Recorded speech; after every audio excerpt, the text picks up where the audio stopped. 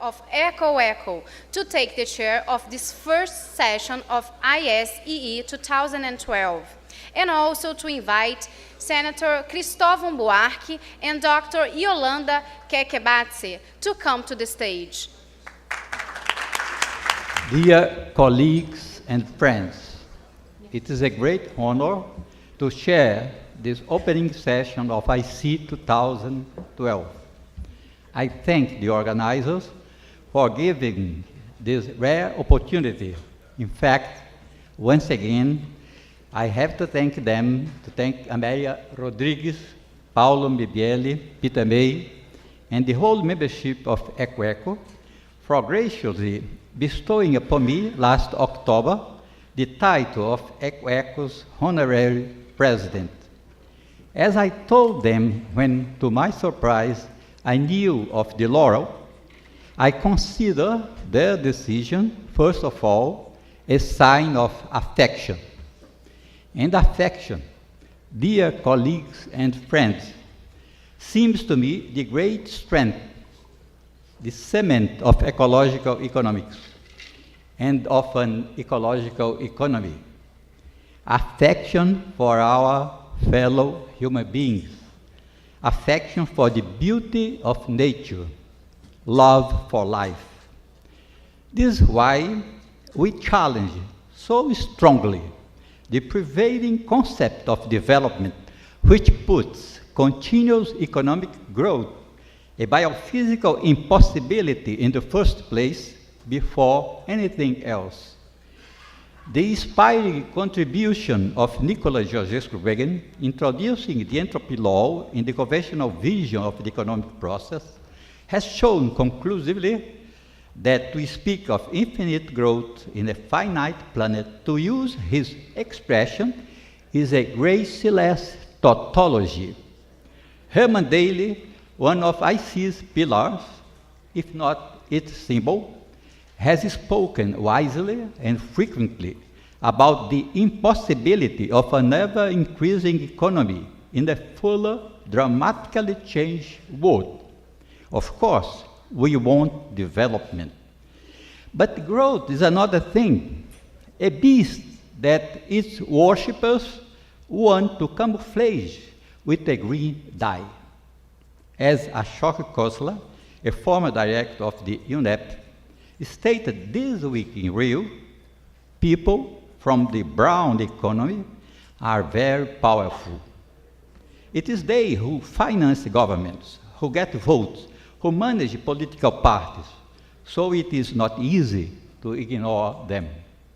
This brown economy is the force that has been overtaking and modifying the original green economy proposal of the UNEP in 2010, whose traits addressed a basic need for sustainable development. This is another sad case of the wolf assuming a little Red Riding Hood disguise. I owe Herman Daly my discovery of ecological economics. We met for the first time in March 1997 at Yale, where he was staying as a research fellow. I went there to visit James Tobin, who had been my teacher. Some friends had the good idea to take me to see Herman. 10 years later, he read a newspaper article I wrote for Jornal do Brasil, an important Brazilian daily from Rio, now only online. It dealt with the entropy law and critiqued development. Herman wrote me a letter and sent some of his publications. I had already met Georgescu here in Rio in July 1964, when he gave a couple of lectures at the Vargas Foundation, where I was studying, and presented his thermodynamic approach to economics. In the first quarter of 1970, I was a visiting scholar at Vanderbilt University, where Georgescu taught. My office was next to his. This allowed me to see him very often. Once he invited me and my wife to his house. I had a splendid time. I still remember his comment that Portuguese seemed Latin, spoken with a Polish accent. With this background and being myself for some time already entirely uncomfortable with traditional economic theory, it was easy to become an ecological economist. But in 1967, when my friend Senator Cristóvão Buarque was my student of microeconomics in the master's program of economics in Recife, I still reproduced as a tape recorder what I had learned from books and conventional economics lectures.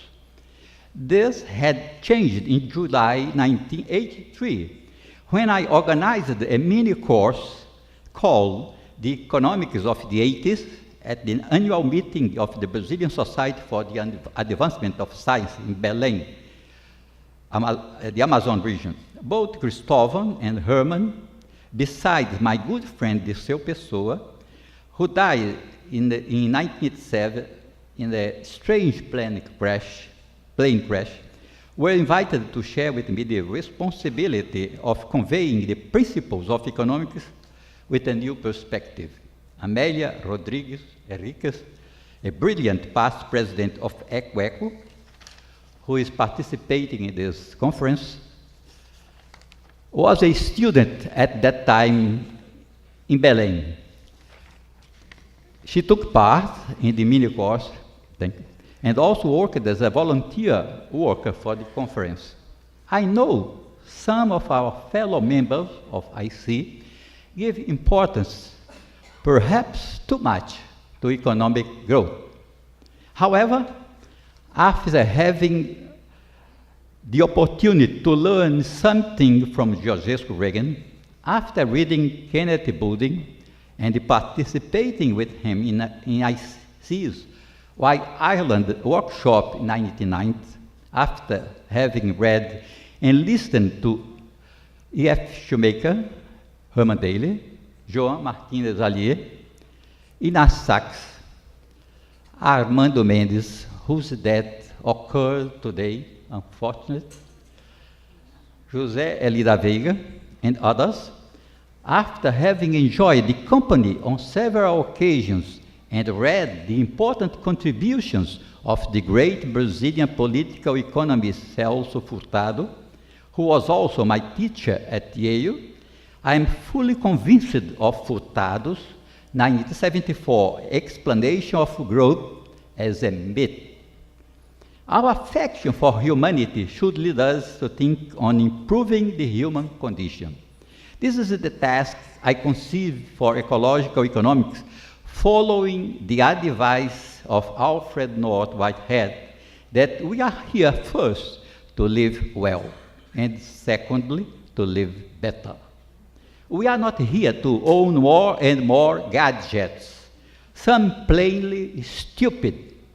500 years of Western civilization in Brazil shows that insatiable greed in the face of the vegetal opulence that existed here led to the environmental historian, to what the environmental historian Warren Dean classified as the enthronement of entropy. To avoid this fate is why we need sustainable development or prosperity. As a matter of fact, we need simply development. For there does not exist such a thing as unsustainable development. For if it did exist, it would lead as an unsustainable bridge of fishery to collapse. We do not want to see our world collapsing. We love life. We want to preserve nature for our descendants. This takes me back to affection as a basis of sustainability and of ISEE. Herman Daly sent me recently the instructive text of a lecture that Wendell Berry, the admirable American poet, essayist, novelist, and farmer, I also own a farm, gave this year at National Endowment for Humanities in Washington, D.C. In it, he says that it is in affection that we find the possibility of a neighborly, kind, and conserving economy. This, plus the fact that land abuse cannot brighten the human prospect and leads instead to the destruction of communities, families, small businesses, and so on, impose the need to conserve the wealth and health of nature.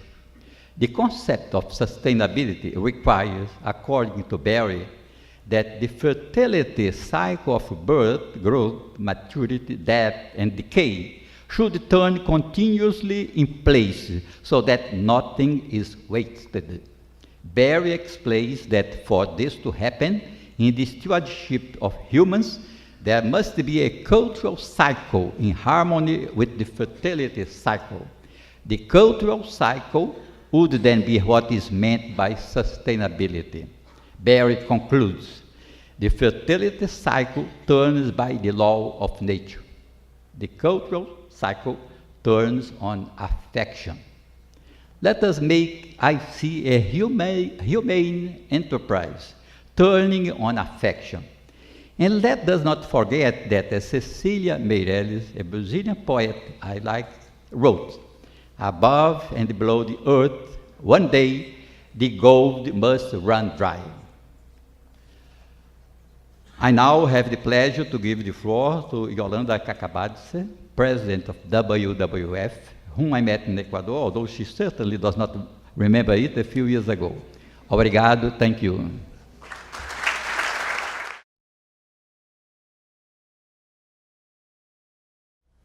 "20 years ago, I was in charge of the Rio Conference accreditation of civil society actors.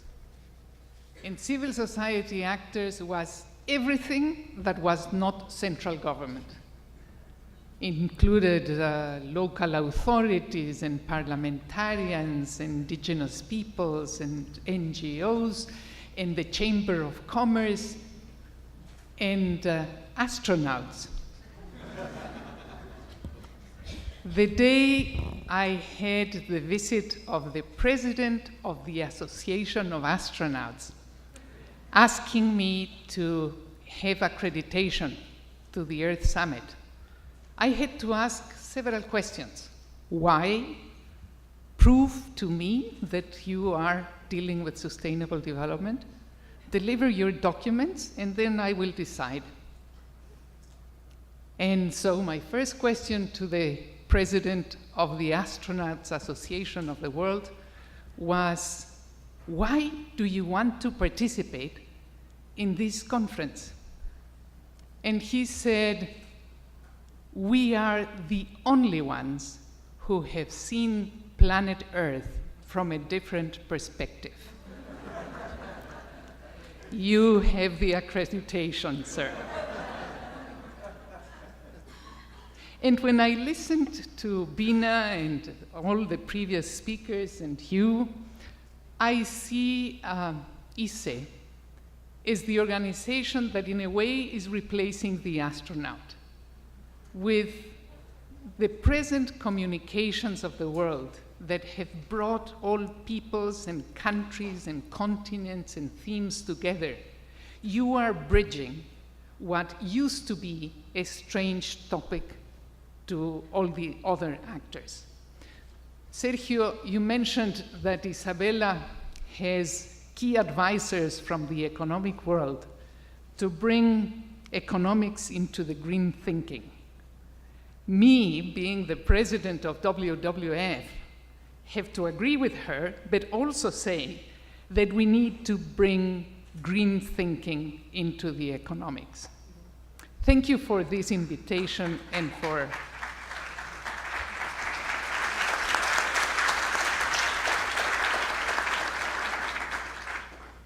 the opportunity to speak to you as president of WWF.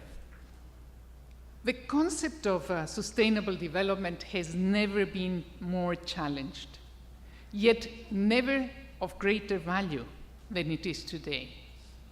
In a world of rapidly increasing population and ever great pressure on the Earth's resources, we understand the economic value of products and services, but do we all see the intrinsic and much deeper value that our natural environment represents? Without fresh water, green fields, clean air, the web of life all around us, the economy, for all its power and potential, simply could not function for one day. Political leaders of Rio+20 have in their hands a powerful opportunity to change the way that progress is measured, so that the value of natural capital is included in national accounts and corporate balance sheets. There is growing international consensus that gross domestic product, the famous GDP, is too one-sided and does not take into account the environmental and social dimensions of development and well-being, or broader sustainability. GDP has over the years come to be used as a proxy for well-being, despite its lack of any social or environmental dimension. Yet still, all too often, decision makers equate GDP with growth, more often than not basing development policy on this misconception too. So the knock-on effects can be widespread and lasting. Yet, environmental expenditures, non-marketed goods and services, and natural capital consumption are not included in the standard system of national and international accounts. This goes beyond achieving a better balance and more appropriate valuing of our natural wealth. Overcoming poverty is, of course, tied to ensuring access to the essentials: food, water, and energy. All three are crucial to personal well-being, as well as forming the lifeblood of economies, and all depend on healthy, functioning ecosystems. Rio+20 comes at the right moment. Let's touch wood. A right moment to deliver a new framework with an integrated approach to address these common challenges. Rio+20 needs to deliver new environmental indicators in order for us to value nature and measure what we treasure. We need indicators that go far beyond GDP, measuring environmental quality, nature, and biodiversity, as well as social stability and well-being. This is a package deal. You, us, must push for it. We need indicators that are clear and transparent, and a clear timeline for implementation. We will not be able to build an economy that the Earth can sustain as long as GDP continues to be the sole measure of progress. Until now, natural wealth or capital has been considered the global commons, and therefore treated as a free good or a free for all. Not just governments, but also the private sector and civil society must cooperate to better regulate its use. Natural wealth or natural capital can be seen as the stock of ecosystems that provides a renewable flow of goods and services. In order to manage natural wealth sustainably, it needs to be properly recognized in national accounts, development strategies, poverty reduction strategies, and in corporate balance sheets. In parallel to traditional financial accounts, nations and companies alike must be encouraged to publish accounts of the natural wealth they depend on and how much it has increased or decreased over the previous year. As you are aware, practical ways to measure natural wealth are underway already throughout the world, although many are in preliminary stages. One very compelling example is in the heart of Borneo, one of the planet's richest biological treasure troves. The heart of Borneo is home to approximately 6% of the world's biodiversity. Its forest ecosystems contain the headwaters of 14 of the 20 major river systems in Borneo, and provide important ecosystem services across an area of 54 million hectares, more than 70% of its land, which benefit about 11 million people. WWF is working closely with local communities, indigenous peoples, and business in the region to support the leadership of the governments of Brunei, Indonesia, and Malaysia under the Heart of Borneo initiative. We aim to create practical economic and social benefits for the conservation of natural capital and develop solutions that show how the biodiversity, forests, and ecosystems of the Heart of Borneo can become the engines of green growth and sustainability into the future. These forests are worth more standing than cut down. And by measuring what we subconsciously treasure so dearly, we may be able to better recognize this. In the green economy scenario, sustainable management of natural capital leads to increases in its value, with net benefits accruing to present and future generations. In relation to forests, for example, maintaining forest cover and improved management of standing forest enhances biodiversity, carbon storage, and enhances water and energy security. This results in higher revenue from forest products and ecotourism, and reduced public and social costs associated with environmental degradation. Under the Heart of Borneo initiative, the 3 national governments are aiming to integrate the value of forest, biodiversity, and watershed services into national and local development plans, and to optimize economic returns to improve livelihoods. In addition to its importance for biodiversity conservation and sustainable forest management, the Heart of Borneo holds global significance in reducing greenhouse gases from deforestation and degradation, as well as potential to move economies of Brunei and Malaysia and Indonesia to a low-carbon and green growth future. Banks and financial institutions should also play their part. With the integration of natural capital considerations into reporting, accounting, and decision-making, the impact on the broader economy is huge. One ultimate aim is the standardization of measurement and disclosure of natural capital use by the private sector. This sounds like complex words and too much trouble for governments and businesses already stretched for time. But there are concrete ecosystem accounting policies that governments can follow and start integrating into their operations. These include ensuring strong legal frameworks for the sustainable use of natural resources and encouraging compliance through mandatory national accounting and reporting systems. Governments can also strengthen the regulatory framework for corporate accounting so that it contains environmental impacts and in securities filing, environmental disclosure, and environmental risk. Due for release tomorrow is the Inclusive Wealth Indicator Report on the inclusive wealth of 20 countries compiled by the United Nations University in the International Human Dimensions Program with UNEP, and the Natural Capital Project, of which WWF is a founding partner. Countries from Australia to Venezuela, from Brazil to Norway, from South Arabia, South Africa, or the United States are part of that group of countries, which represent 56% of the world's population and 72% of global GDP. Peter, I advise you to get copies of that report for this public. It's going to be a fantastic document to prove that things can be done with very clear recommendations.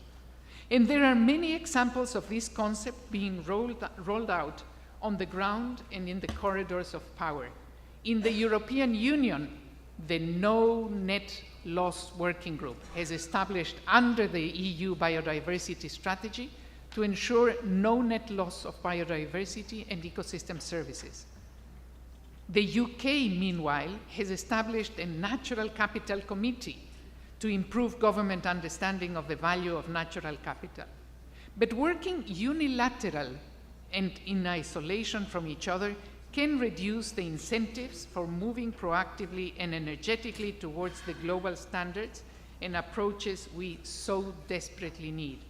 We all need to think differently. If we rethink the way we produce and distribute food and what we consume, we can minimize the impact on our climate and vital natural resources. Freshwater ecosystems are particularly vulnerable. We are exceeding many of our planet's limits, but it is the availability of fresh water that will have the biggest impact on future food, water, and energy security. Likewise, if we rethink the way we use and produce energy by valuing the treasures with which we are so blessed, we can meet all of our energy needs, from clean and abundant renewable resources like wind and sunlight. It is time for a change, and there is no better time to start than now. I do hope that the urgent call to measure what we treasure will not fall on deaf ears during Rio+20, and that governments, businesses, and civil society alike will in some way edge closer to a stronger, more dynamic, and more valued world. Thank you. Thank you, Yolanda. Now I have the pleasure to give the floor to my friend Cristóvão Buarque, Senator from the Federal District in Brazil, former governor of the Federal District where the capital, Brasilia, is situated. Please, Cristóvão.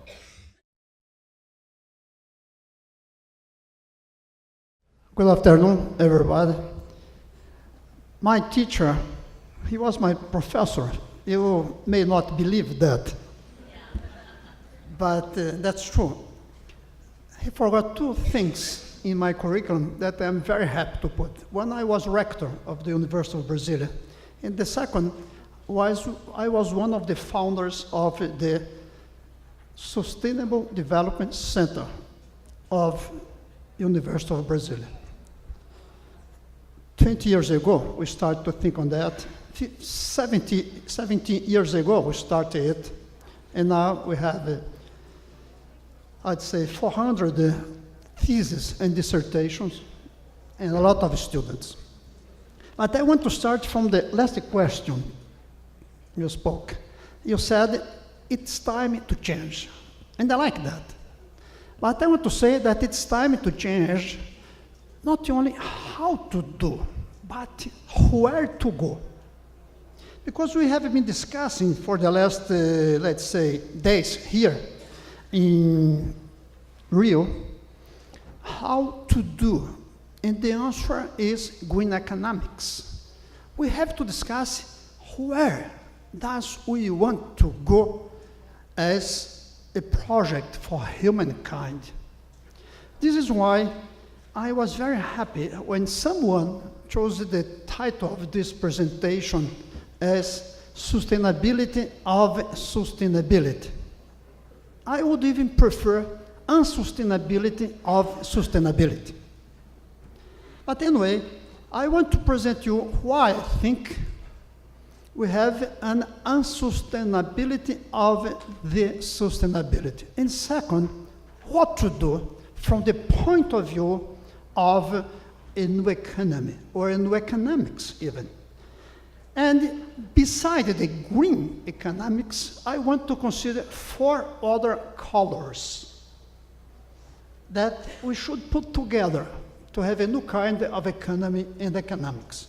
But before that, let me show, to be all of us in agreement, let me show what I think happened in the last years. I don't know, you probably cannot see what's written there. But this is the idea of, I'm sorry. This is the idea that we had for the last perhaps 100 years, a wonderful marriage between 4 factors: political democracy, social welfare, scientific and technological advancement, and economic growth. Okay, that worked very well. But as always, when we have new partners, we have the risk of a failed marriage. And we have now 3 new partners. Ecological imbalance, that is a new problem for the last, let's say, 30 years. The hyperconcentration of income, consumption, and property, and the independence of financial system. The financial system, it is independent of economy, and also independent of the national boundaries. With these 3 new problems, we have to choose what one of these marriages we should sacrifice. We should not sacrifice political democracy. We should not sacrifice the idea of social welfare. It's impossible to sacrifice scientific and technological advancement. We have to sacrifice economic growth as the purpose of humankind. Sure, we need some kind of growth, but the main growth we need is this one, social welfare. This one, scientific and technological advancement, and using that correctly, and to advance political democracy. Then we need a new kind of purpose. To do that, we have to analyze that, we have to be in agreement that there are 2 ways of dealing with sustainability. Change the inputs and to continue expand the production. The green economy, it will not work because there is no space, for example, for cars. The problem of a private transportation, this problem is not to use gas or to use ethanol. The problem is where to put the cars. It's a geometrical problem, more than ecological one. Then we have another way, changing the purpose of economy. For example, we have here public transportation, good public transportation, health, cultural, and public goods, more than private goods. To do, for example, increase the prices of inputs will not be enough to reorient the future, will not be enough. This is not a problem of costs, financial costs. This is a problem of culture. What kind of world do you want? I think that until very recently, the idea of a green economy was seen as an environmental river with no theoretical base. Now we know that green economics is a serious subject, academic serious subject, but not enough. Not enough because with the aggravation of the environment, green economics is again a legitimacy, but not the respect, not yet, but not only for that, because we have the risk of creating a kind of accommodation with the problems. Instead, to change the transportation from private to public, some people say, let's change from gas to ethanol. And we keep ourselves comfortable with the problem. We are postponing the crisis. We are postponing the collapse that Clovis talked some time ago. Then, tax and charge are not enough. I defend an international taxes policy. I say different. I defend an international green tax policy, but that will not be enough. It's necessary, but not enough. Then I come to the other colors. For example, besides the green economy, and I defend the green economy, sure, no doubt on that, but beside the green, I defend the red. The red is social economy. It's not worth saving the planet if it is saved for only few. If the economy will not be social for everybody. But it's impossible to have an economy for everybody, the same pattern of the United States, or sometimes we forget that, the Brazilian rich. When I say rich, I'm not saying the mega riches. I'm saying people middle class. It's impossible to have everybody. Anyway, we need to have a ready economy. We need to have, for example, to reorient the economy for education, for good health. The economy must be green in the use of resources and red in the destination of the production. Two colors that you have to put together if you want a new world. But that's not enough. We need a white economy. White, the color of peace. It's nonsense to consider that is a product of economy.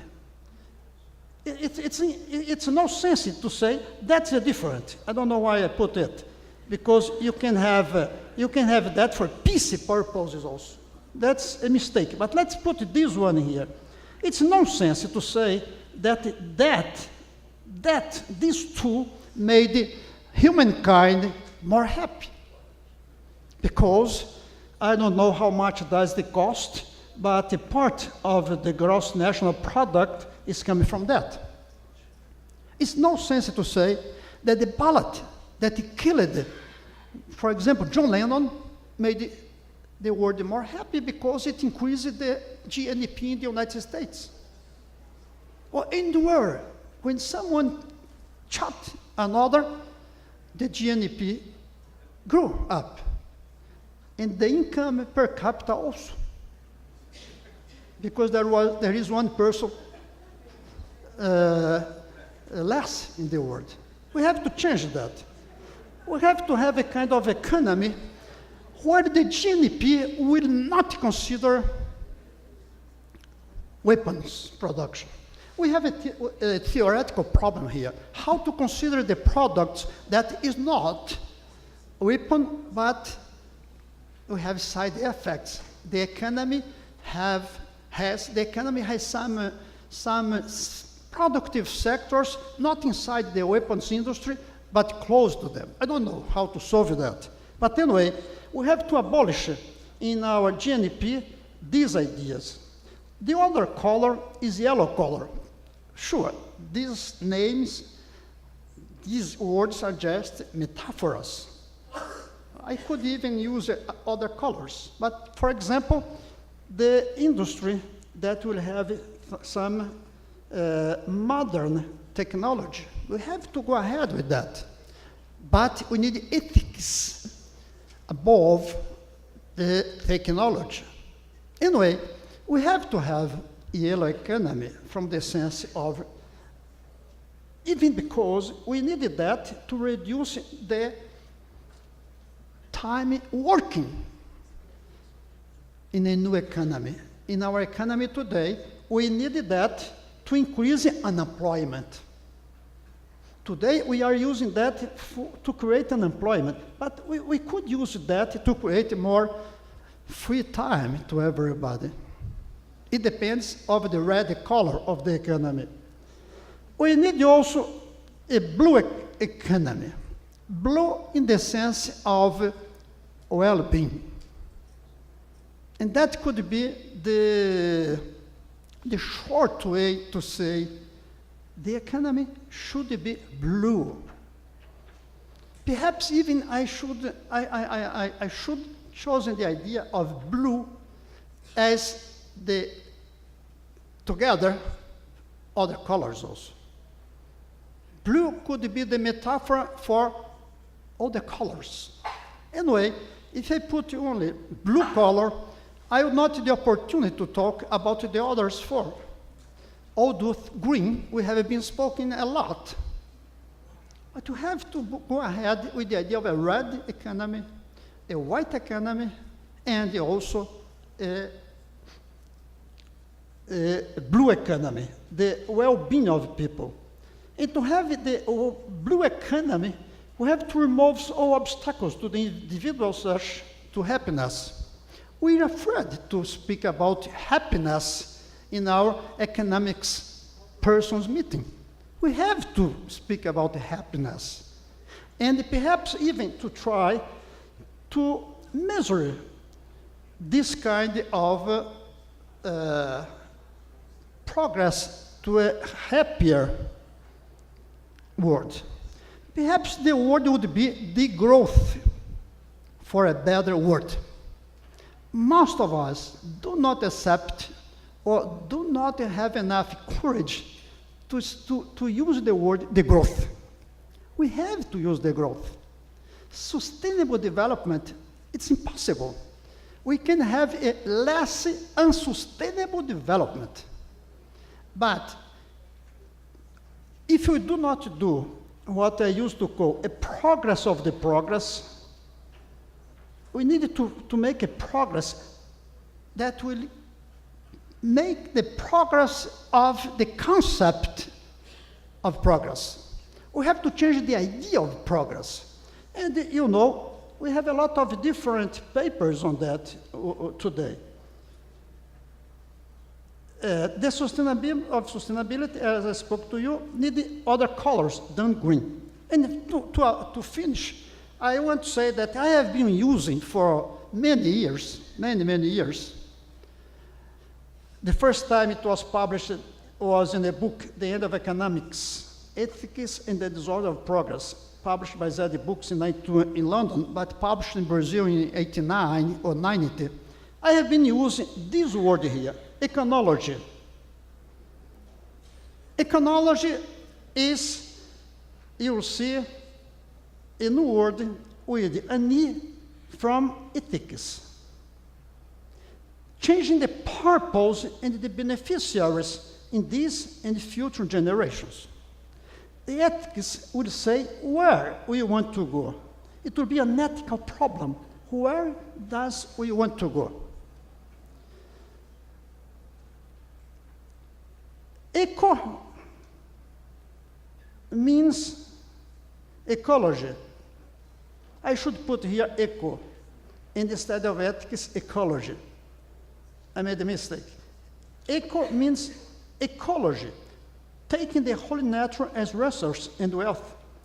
Not considering just iron, not considering just one resource, but the ensemble, together, all the resources, the whole world, the whole planet as our resource, and consider each life as an important life.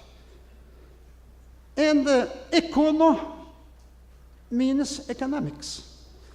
Sometimes I create the word, but I don't like the idea of using economics as the logic to explain how to transform nature in the purpose of humankind. Perhaps we need another word, but why not to use economics as the logic, together with ecology and ethics.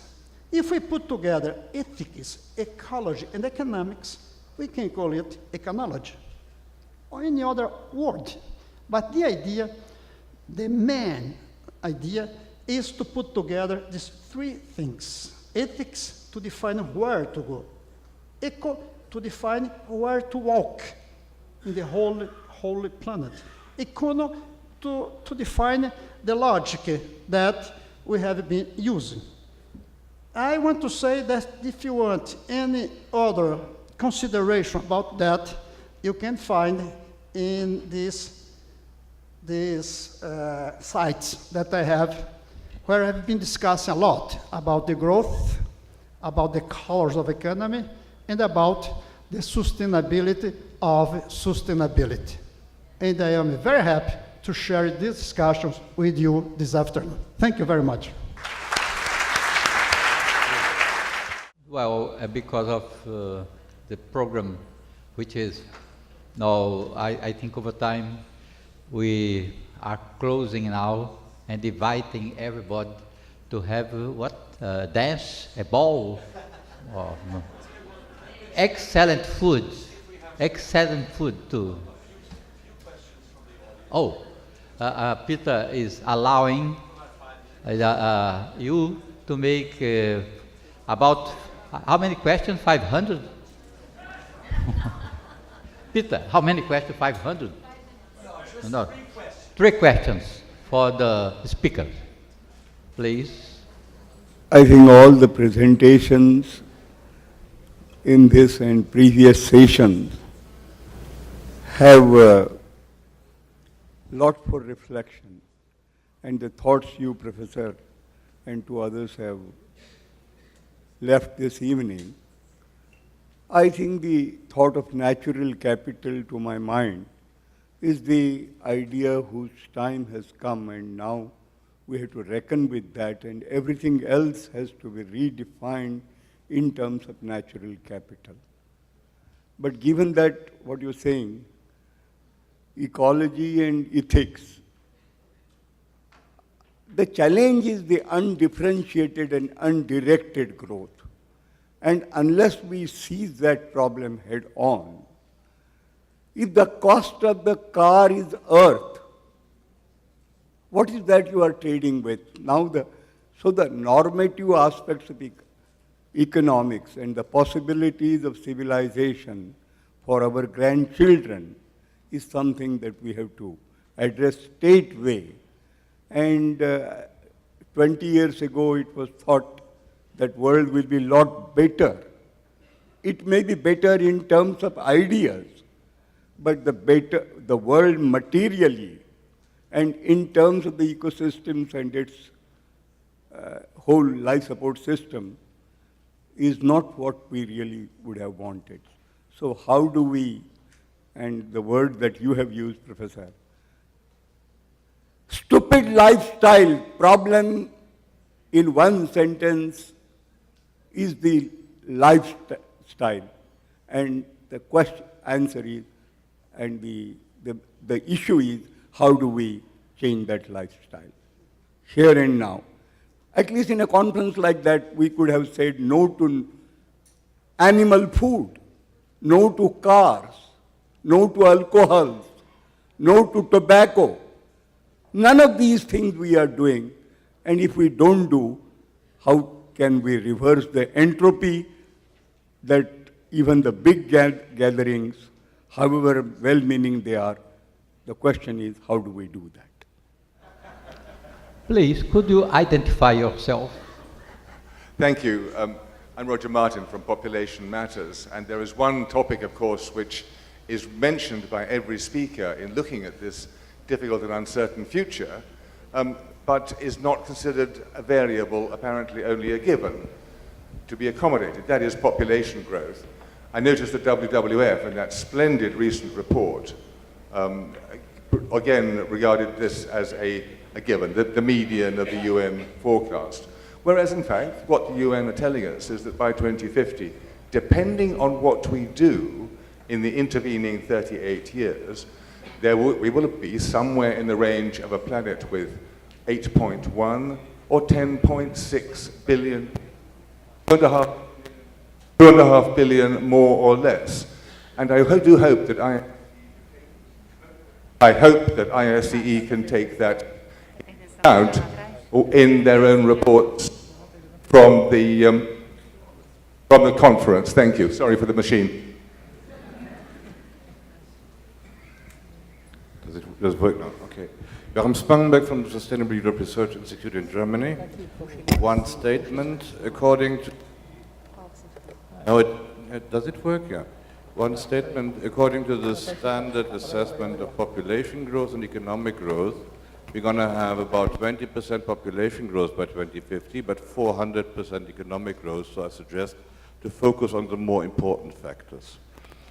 That is a statement. The question is, if we really want to limit the growth of the physical economy, there probably must be something like a resource capping, internationally negotiated. And I understood the last speaker that this limiting the physical size of the economy is also what he promotes in degrowth. Can you tell something about the instruments, the political instruments? Because that is probably not only lifestyle issues, but also has to do with the structure of our economies, the inbuilt growth mechanisms, the inbuilt financial mechanisms, the tendency of market economies for personal and individual growth. So we probably need something addressing the physical side of the economy, which would be maybe limitations to the total resource consumption, quota systems or whatever. And that would then dramatically change the character of our economies and cause significant social problems. So how to bridge that gap, if you have any kind of ideas how to instrumentalize that, would be a very welcome input at the kick-off of this interesting conference. Thank you. Sorry, I didn't get the last question, but the one in relation to population, and this is my personal view. I think that the response is in investing in education. A woman who is educated automatically takes decision about the size of the family. And until that happens, I don't think we can impose any measure. It is a political instrument for political debate, which is very divisive, except education. I will try to answer the three questions together, because I think that all of them has one consideration. How will we do the things? That's the question. I think that we should have, first of all, no doubt, more innovation from the technological point of view of green economics. Sure, we have to do that. Second, I have been proposing this meeting here the idea of an international tribunal to judge the crimes against the future of humankind. I have been trying to put that, Clovis, remember, just at this, some time ago, that I started it. 1981, I would say that more than half were not born of the people in this room. I tried to create a tribunal to judge the crimes of development in Brazil. Now I think it would be very hard to consider development because you have a lot of good things from development. Then the idea is to have a tribunal to judge the crimes against the future of humankind. In the economy, creating poverty, as we are seeing since 2008, environment problems and crimes against diversities, not only natural, but also cultural, and I would say also the crime to manipulate the mass opinion, to manipulate the way we think that the international media is doing now. Then this is the second, first innovation, second a tribunal, and third, the same thing, education. There is no other way to change mind than education.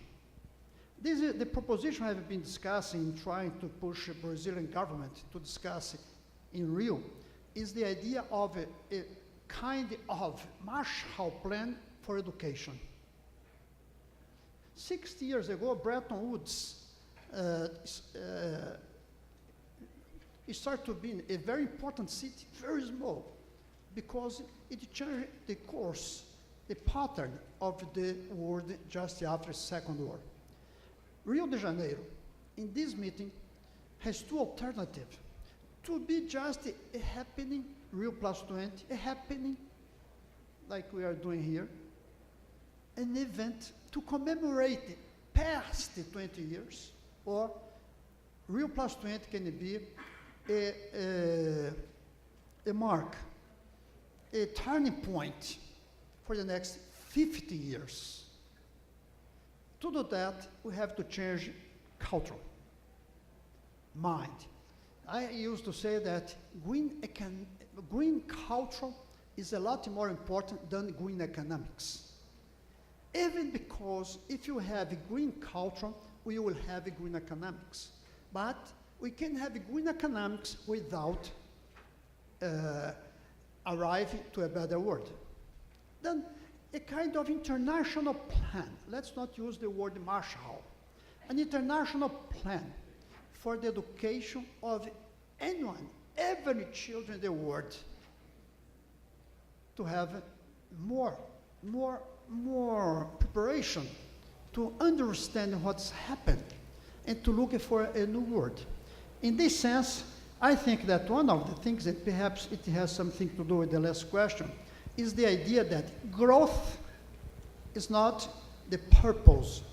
Growth perhaps dependent of what kind of goods growth can help, but not solve, not create a new world. And this is, I think, the proposition. More innovation, technologically speaking.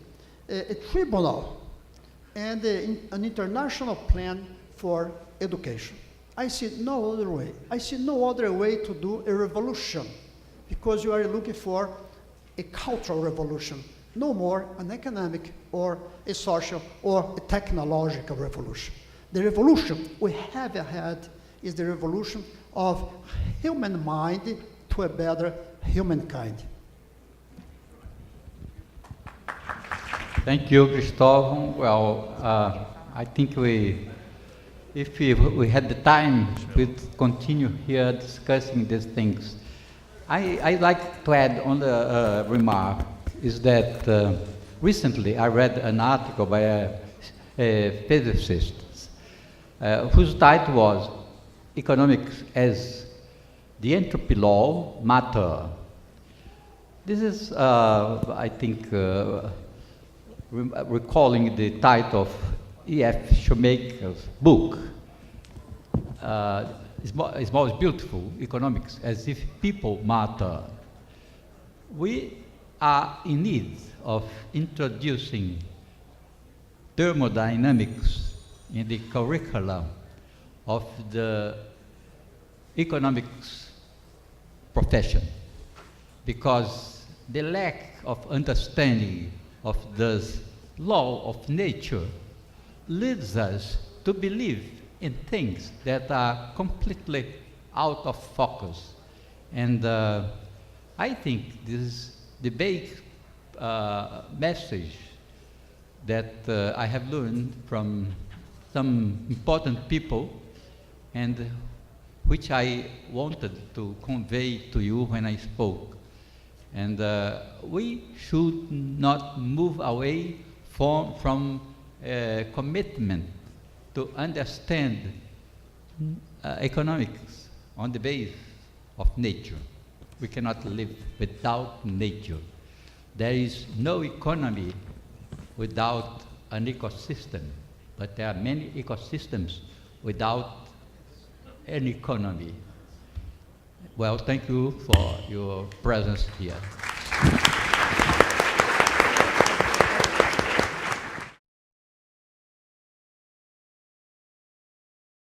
Isso aqui